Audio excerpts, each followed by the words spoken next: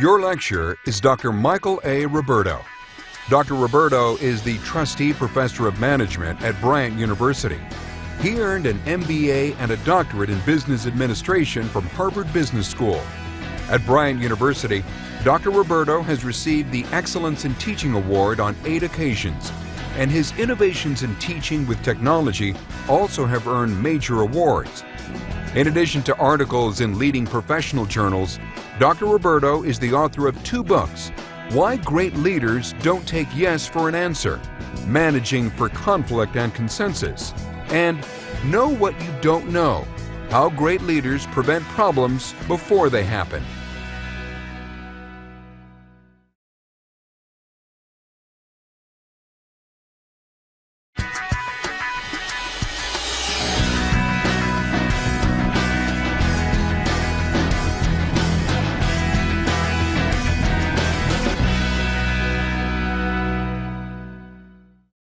Imagine that you are working in or leading a very successful company. You've been featured in leading newspapers and magazines. They herald your innovative products and services. Your investors are enjoying attractive returns. You're producing strong earnings, and you have competitive advantage over your rivals.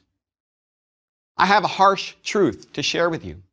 You're unlikely to be on top a decade from now. It's very difficult to sustain competitive advantage. It's hard to stay on top. That's what the evidence shows when we look at companies in a wide variety of industries. In fact, the Kauffman Foundation did an interesting analysis several years ago of the Fortune 500.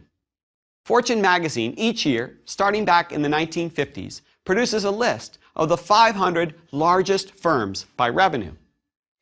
Now, what the Kauffman Foundation did is look at how many of those firms remain on the list as time transpires.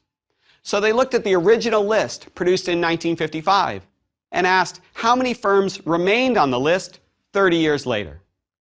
Well, 3 decades after the original list was published, we had about 250 of the original 500 firms still among the 500 largest firms in the country. In other words, half of the firms no longer on the list. But then the Kauffman Foundation looked at firms that were on the list in 1995 and looked ahead. How quickly did firms fall off the list in the last couple of decades? Interestingly, they found that it took less than 15 years to get to a point where there were only 250 survivors on the list. In other words, the attrition rate had increased considerably.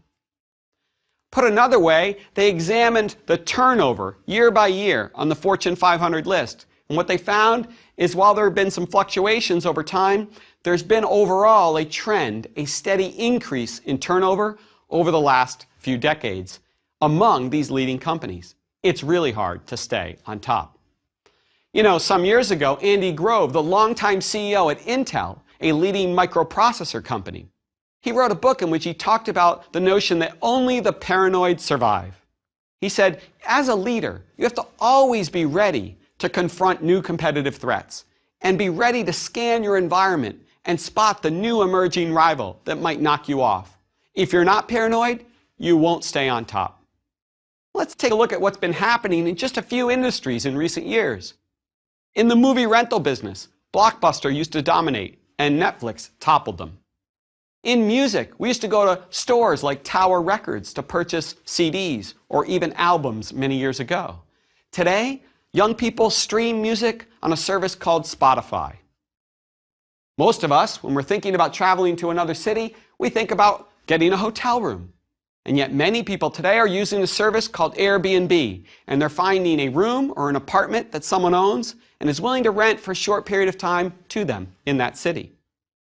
And what about when you're traveling in a city and you need to get from one place to the other and you hop in that yellow cab? Well, today, many people are using a service called Uber. Controversial, but so far, very successful. Only the paranoid survive. In each of these industries, we've seen a disruptive threat come and emerge and knock off or at least threaten the incumbent players who were so successful some years ago. In this course, we'll be trying to understand how, as a new entrant, as an entrepreneur, how do you plot a strategy to knock off the top players in your industry? But we'll also be looking at the perspective of the incumbent firm. If you're on top and you have competitive advantage, how do you sustain it? How do you avoid being Netflixed? How do you avoid becoming your industry's blockbuster? Strategy, that's the topic of this course. How do you define strategy? What does it mean to talk about business strategy? Well, several years ago, A.G. Lafley, the CEO of Procter & Gamble, collaborated with the University of Toronto's business school dean, Roger Martin. They wrote a book called Playing to Win, and they defined strategy. They argued that strategy is all about making choices, choices about where and how you will compete. And that really involves three things. What will you as a company do? And what will you not do? And how will you create advantage over the competition? It's as simple as that, and yet at the same time, so challenging to actually formulate and execute. Why is it important to have a strategy, to be crystal clear about it? They argued that it's important because resources are limited, they're scarce. You can't do everything, and so you have to be very clear about how you're going to use your resources in the most efficient way possible to serve the customers you intend to serve and serve better than anyone else in your business. Now, where did the field of business strategy emerge from? How did it originate? Well, really, you go back centuries to military strategy to understand the concept, right? You have an ancient Chinese military treatise by Sun Tzu called The Art of War, in which he talked about strategy from a military perspective. Many in the field of business have looked to that text and begun to use it to formulate ideas on how companies can build and sustain competitive advantage. How do they beat their quote-unquote enemies, their competitors? Strategy in the business context is really only a few decades old. We can go back to the 1950s and 60s at leading business schools such as Wharton and Harvard, where you began to see people talking about the idea of a competitive strategy. And in fact, interestingly, it was a great business historian who wrote extensively on the topic and began to grow the field. Alfred Chandler was a business historian, and he wrote a classic book in the early 1960s. His thesis, Strategy Drives Structure in Large Organizations. He studied the history of some of America's great corporations of the 20th century. And he noted that as those firms changed their strategies, they also had to change their organizational structure, their systems, and their processes. And he argued, therefore, that strategy really drove structure in the way firms operated. But then in 1970, Joseph Bauer at the Harvard Business School turned that argument on its head. He didn't disagree with Chandler, but he argued that in some companies, structure can also drive strategy.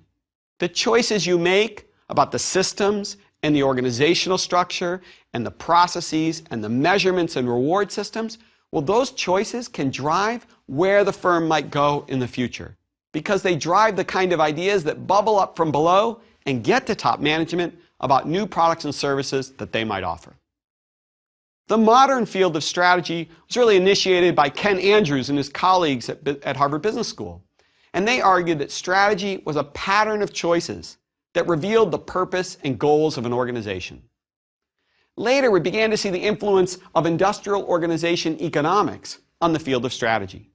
Michael Porter was one of those early economists who began to fuse ideas from economics with ideas from management. And he began to introduce other young scholars into the field.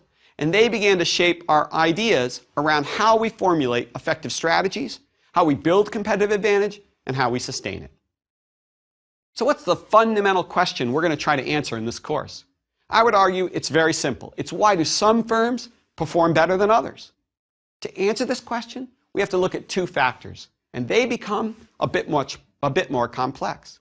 We have to look at industry attractiveness and competitive advantage. Industry attractiveness. Some industries are more profitable than others. In those environments, there are more opportunities for more companies to make healthy returns. Other industries, it's really difficult for firms to make money. So one part of explaining a firm's performance is understanding the environment in which they compete.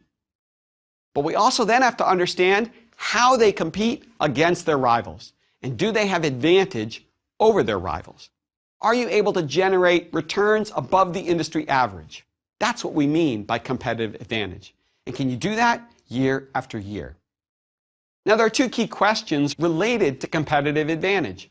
First, how do you establish that distinctive competitive position and create that advantage over your rivals? But then, the second part, in a way, is much more challenging. How do you sustain that advantage against a variety of external and internal threats? We're in a world where information is readily available. It moves very quickly, and we can get on the internet and learn about our competitors so easily. We have consultants out there helping us benchmark against the competition. What that means is if you've proven that you have a successful product or service, if your customers are happy and your investors are generating attractive returns, guess what? Others are going to try to imitate you. They're going to try to find what you're doing and find a little bit better way of doing it. And they won't stop. Others will try as well, and people will also offer alternative products and services, slightly different than your own, that might attract some customers. People are coming after you. They're trying to imitate and undermine your business. And so understanding how to sustain that advantage is crucial when we talk about business strategy. Now, there are two views of strategic planning. Porter's view is that strategic planning is a crucial process in organizations.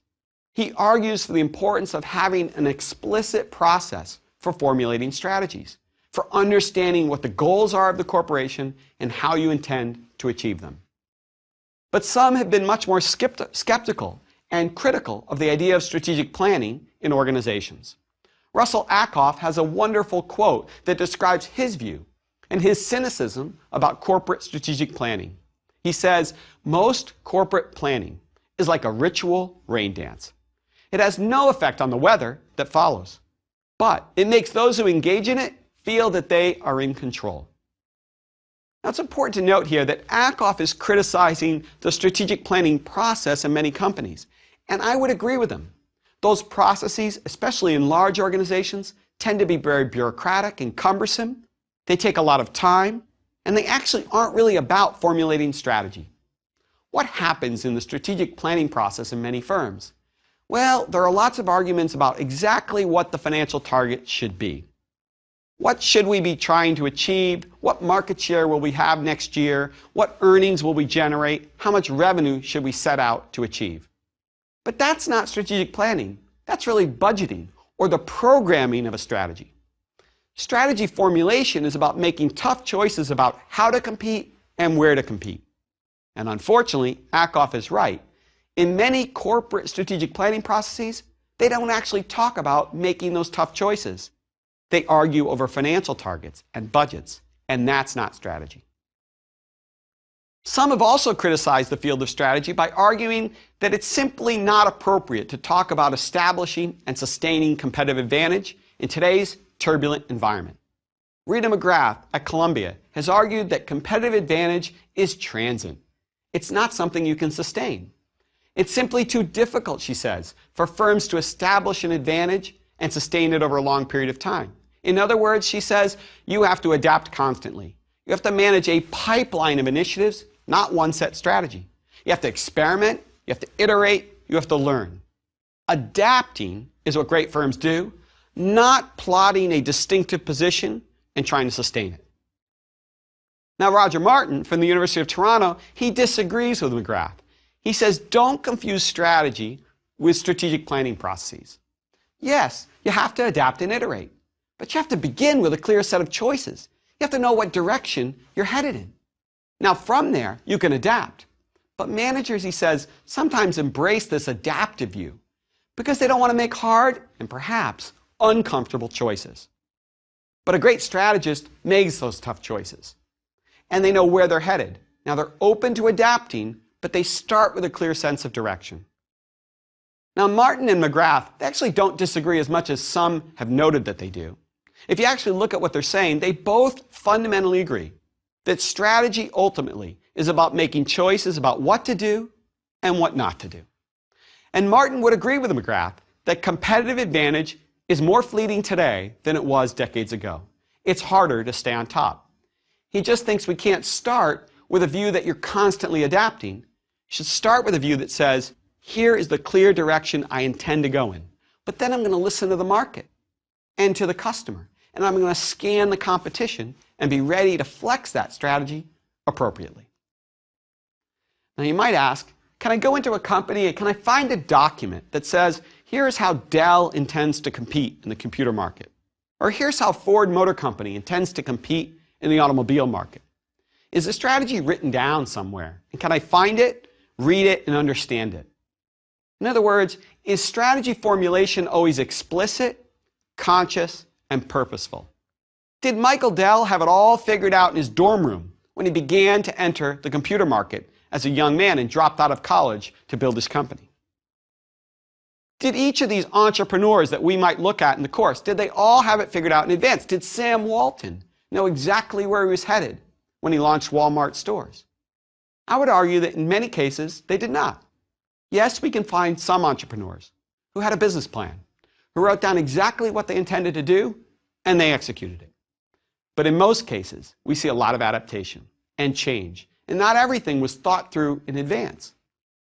You know, James Bryan Quinn of Dartmouth once wrote that he went out and studied a large automobile manufacturer, and he talked to a senior executive there who said to him, "When I was younger, I always conceived of a room where all these strategic concepts were worked out for the whole company. Later, I didn't find any such room. The strategy may not even exist in the mind of one man. I certainly don't know where it's written down. It's simply transmitted in the series of decisions made." I think you'll find that in a lot of companies, that you can't actually find the strategy written down. You may find a strategic plan, but again, that looks more like a budget and a set of targets, not a clear description of what we will do, what we will not do, and how we will compete. In other words, what we can argue here is that sometimes strategy is very deliberate. Sometimes we know exactly where we're headed, and we've got everyone executing that strategy. Sometimes, if you look today at where a firm is, you actually realize that the strategy emerged and evolved over time. In fact, some of the ideas may have bubbled up from below, not been generated in the executive suites. Some strategies are clear at the outset, and others go through many iterations. It's not right or wrong to pursue a deliberate strategy. It's not right or wrong to have emergent strategy. It's simply the reality that sometimes strategy formulation is very explicit and purposeful and conscious, and sometimes it's much more evolutionary. It's why it's important to think about strategy as a pattern in a stream of decisions and actions, something that unfolds over time. It's not an event, but a process. Now, throughout the course, we'll actually look at two levels of strategy. In the first series of lectures, we'll be talking about business unit strategy.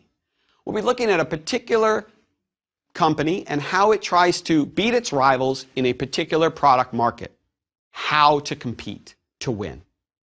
But then we'll also, later in the course, beginning with a case study about Disney, be looking at the concept of corporate strategy. Here we'll be looking at what we call multi-business unit corporations, diversified companies that operate in a variety of product markets. And we'll be looking at the choices being made at the corporate office, not the level of the business unit. We'll be asking, where did they choose to compete? Why did Disney choose to compete in theme parks and movies and retail stores and consumer products? In the early part of the course, it's all about how to compete. How does the theme park business defeat its rivals? On the corporate strategy question, it's why that portfolio of businesses all under one roof. Martin and Lafley say, as you plot this strategy, you really have to ask yourself 5 key questions. What's your winning aspiration? What are you trying to achieve? Right? What's the vision here? Number 2, where will you play? In what product markets? In what segments of those markets? In what geographies? And what's your target market? What customer are you trying to serve? Third, how are you going to win? What is it that you're going to do that's going to give you an advantage over the competition? Fundamentally, that's going to make you different. And then the last 2 questions are about how you're going to get there. The 4th question they ask is, what capabilities must be in place? What's it going to take to execute this strategy? A strategy that's just a great idea in the heads of men and women at the top of a corporation is not going to lead to high performance. You have to have the processes, the systems, and the capabilities to get there. And so the 5th question is, what management systems are required to implement this strategy? How will you measure performance? What kind of technological systems will you have? How are you going to monitor and control different parts of the organization? Those management systems are crucial to getting things done. Ultimately, the winner in the marketplace is not the one with the best ideas or even necessarily the best product. It's the one who can plot that strategy and then implement it very efficiently and in a timely manner, because markets move fast. And if you can't act quickly and execute that strategy in a timely fashion, you won't win. Now I want to turn to 4 key facts about competition that will set the stage for our analysis of competitive environments and of the companies that are trying to win in those environments as we move through the course. Here are the 4 facts. The first, industries vary widely in their profitability. This is a really important point. You know, Warren Buffett once said, when an industry with a reputation for tough economics meets a manager with a reputation for excellent performance, it's usually the industry that keeps its reputation intact.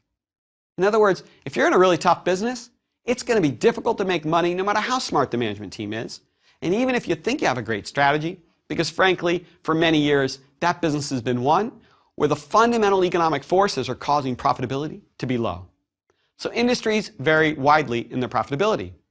In fact, some studies show that the median return on invested capital across all industries is probably in the low teens, maybe 12 to 14%. But the distribution, well, it's really interesting. There are some industries that over time generate virtually no returns. That's not one company. That's all companies in the industry are looking at cumulative profit of virtually zero. On the other hand, we can find some industries where they're generating incredible returns on invested capital year after year. So this first fact is really important. Industries vary widely in their profitability. And the second related fact is that the industry you're in matters a great deal. What does that mean? That means sometimes there are forces beyond your control driving your profitability.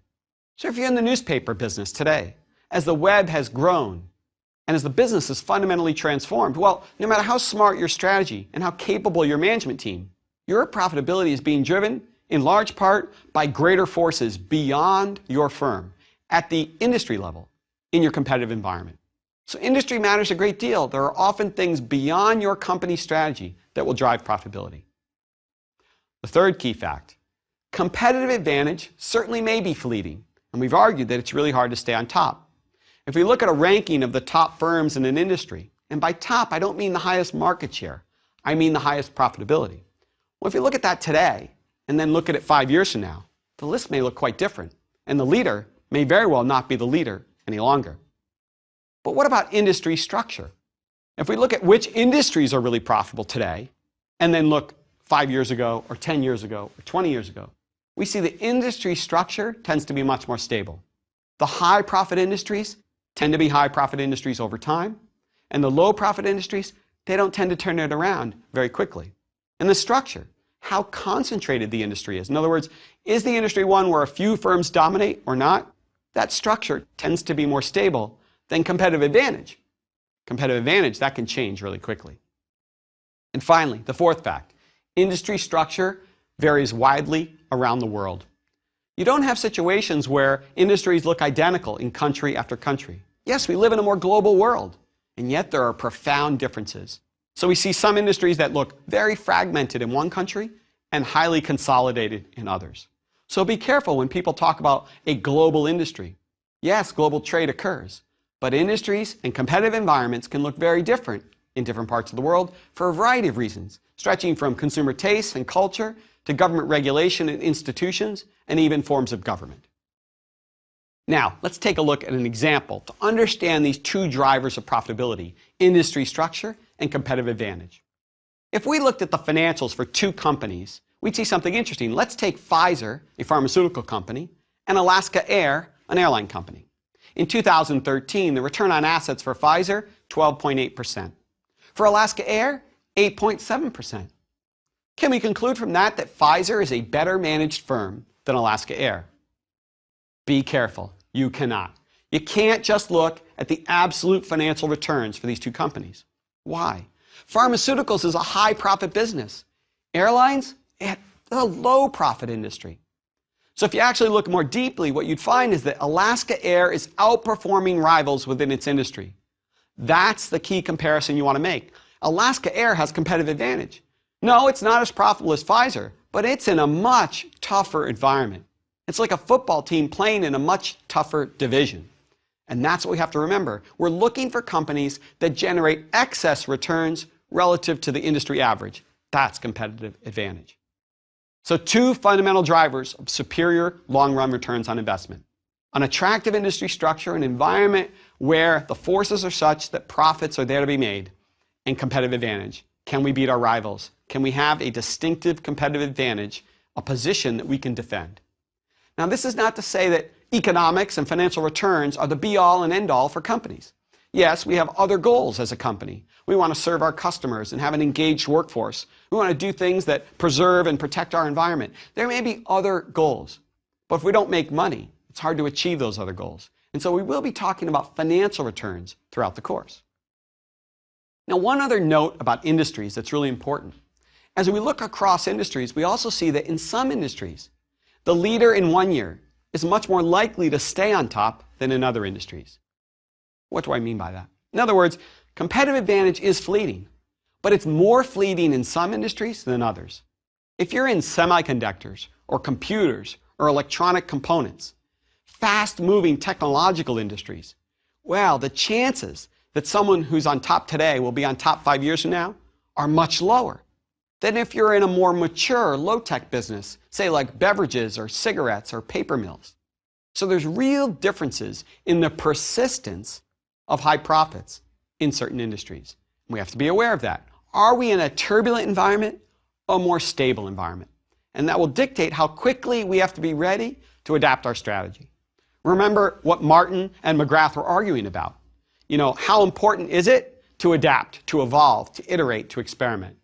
Well, in certain industries, it's much more important to do that because it's much harder to stay on top than in others. This is not to say that any firm should become complacent. Everybody has to be scanning their competitive environment, looking for the next new threat. We're going to give you some tools in this course for how to do just that. Now, I may have made some of you think, my gosh, I'm in a really tough business. I'm in one of those industries that the professor mentioned are very low profit and have been for many years. Does that mean I should just throw up my arms and go home? Do I need to find another job or exit this industry? You don't. In fact, you can make money in lousy industries. Let's take the supermarket business. It's not exactly a high earnings business. Many firms fight to scrape by to generate very thin, low single-digit returns on assets. So it's a tough industry. But does that mean everyone is facing the same predicament? Not at all. If we look at major competitors in the business, we still see variation in returns. Whole Foods Market in 2012 generated an 8% return on assets. Kroger, 2.6%. Super Value, it lost a lot of money. It was in deep trouble. So even though the industry as a whole is generating thin margins, we see wide variation across major competitors. What does this tell us? Whole Foods has found a way to build a strong competitive advantage in an otherwise structurally unattractive business. Well, that's really neat. And as we go through the course, we'll want to look at some companies who have done just that. Because we can learn a lot more about strategy by studying companies in really tough businesses and understanding how they achieved a distinctive position and won, than we can by looking at companies where lots of other players are generating healthy earnings as well. In other words, let's go to the extreme, to the tough businesses, and let's find the winners. Now, we won't only do that, but we will do that in a number of cases because it will help us. But remember, it's hard to stay on top. The winners today are not likely to be the winners a decade from now. So we'll use some examples of successful companies throughout the course. But I'm not at all promising they will be successful 5 or 10 years from now. In fact, I'm predicting they won't be. So we have to be careful about the lessons we draw and about assuming that companies that are successful today can continue that record of success. So what's coming next in the course? We're going to dig into a framework for how to analyze an industry and understand its profitability. We've noted that there are these big differences between certain businesses, that some industries are more profitable than others, but we haven't explained why that is. And we need to do that. And importantly, we're going to help introduce a framework through case studies of several industries that help us explain why some industries are very high profit and others are not. That framework will be simple yet powerful, and we'll have you practicing that framework and applying it within just one lecture. And it will have more uses than just understanding why some industries are more profitable than others. The framework will help us formulate strategy. Why? Because it will help us identify threats and opportunities in our environment. It will help us understand what the barriers are to making good earnings. And it will help us think about how we might position our firm within a segment of a business where maybe there's more money to be made, or how we can buttress our firm against some of those really prevailing headwinds that could threaten us. And that's important. So you have an assignment. At the end of each lecture, in fact, in the course, I'm going to give you a small assignment. In order to really learn these ideas, you need to practice them. Learning by doing is more powerful than just listening to what I have to say. So I'd like you to take the ideas and apply them at the end of each lecture. A few moments to listen, to integrate and synthesize what you've heard, and then go out and look at some case studies and try to apply the ideas. So before the next lecture, consider two industries, the airline business and pharmaceuticals, and ask yourself the following question. Why might it be that airlines have been so unprofitable over many, many years? And why is the pharmaceutical business so incredibly profitable? And it has been for decades. You don't know yet how to answer that question, but you can begin to tackle that question. And in the lectures to come, we'll give you the frameworks and concepts to help you distinguish industries that look like airlines from those that look like pharmaceuticals. We look forward to some great discussions ahead.